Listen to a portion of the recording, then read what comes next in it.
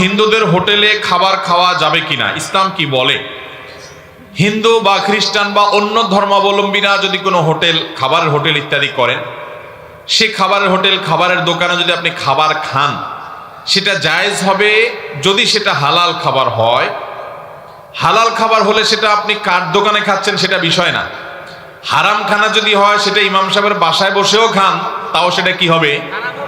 আর হালাল খানা যদি কোনো অমুসলমান, অন্য ধর্মের মানুষ হিন্দুর বাসায় বসেও খান, কিন্তু খানাটা হালাল হয়, তাহলে ওটা খাওয়া কি হবে? একটা আপেল হালাল, এটা আপনাকে তিনি দিয়েছেন, আপনি খাচ্ছেন।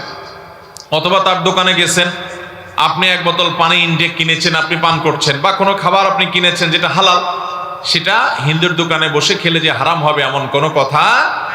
তবে যদি সন্দেহ হয় যে এই খাবারের মধ্যে কোনো হারাম নাপাক কিছু মিশায় কিনা, ধর্মীয় কারণে বা অন্য কারণে, যদি এরকম জোরালো সন্দেহ হয় এবং এরকমটি অহরহ মিশানো হয়, এরকম যদি আপনি জানেন, তাহলে তো সেটা আপনার তাকওয়ার দাবি হবে ওই সন্দেহপূর্ণ বিষয় থেকে দূরে থাকা।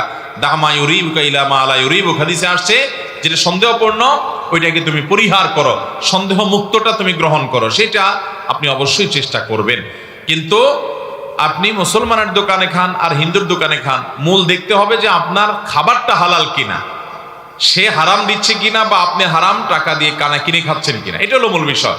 যেটা খাচ্ছেন সেটা যদি হালাল হয়, তাহলে কোথায় বসে খাচ্ছেন এটা ম্যাটার না, ওটা আপনি খেতে পারেন।